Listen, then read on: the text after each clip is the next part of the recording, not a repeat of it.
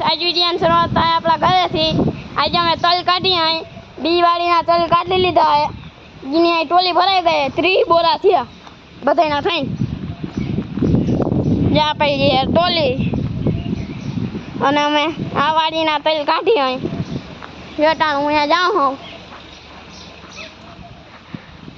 Dairy ફૂકણી હાલે અટાણિયા જાઉં હું.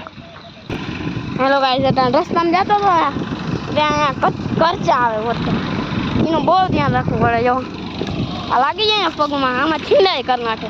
અમુક નબળા હોય ને એમાં છીંડાઈ કરી નાખે. જો થોડોક જ આગળ હું હેલો ગાઈસ ફૂકણી પાસે પૂરી ગયો